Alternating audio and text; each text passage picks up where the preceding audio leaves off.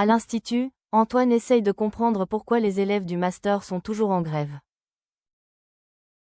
Il reproche à Rose de ne pas régler le problème qui prend de l'ampleur. Il lui laisse la journée pour le faire, sinon il convoquera un conseil pédagogique. Constance promet alors à Rose de l'aider. Elle va donc voir Enzo à la colloque des Marais pour lui assurer que Rose est vraiment peinée par la fin de leur collaboration à la tête du master. Elle lui demande ensuite de l'aider à arrêter la grève. À l'atelier, Enzo retrouve ses camarades, avouant être très touché par leurs gestes.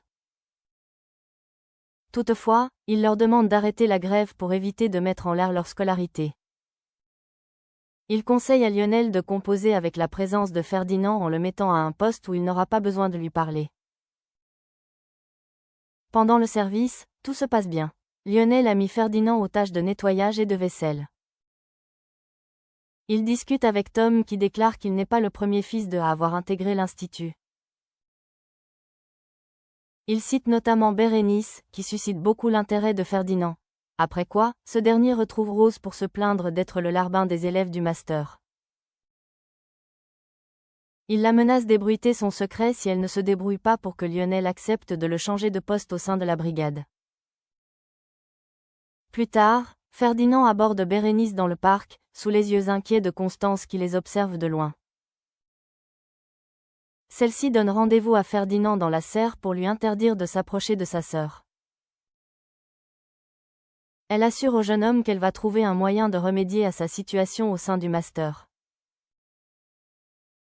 Ferdinand la presse d'agir, rappelant que Tessier rentre dans une semaine. Ignorant que Carla surprend leur conversation, il ajoute que la famille Tessier risquerait d'exploser si son secret était révélé au grand jour. Chez les Lano, Solal essaye de trouver un créneau dans la journée pour passer un peu de temps avec Zoé. Or, cette dernière est très occupée, entre les cours et son travail au café de la place.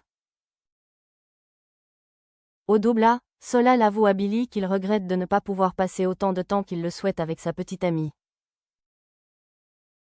Il réfléchit alors à lui rendre visite sur son lieu de travail, l'incitant à prendre une pause. Mais Zoé rétorque qu'elle doit s'occuper des clients.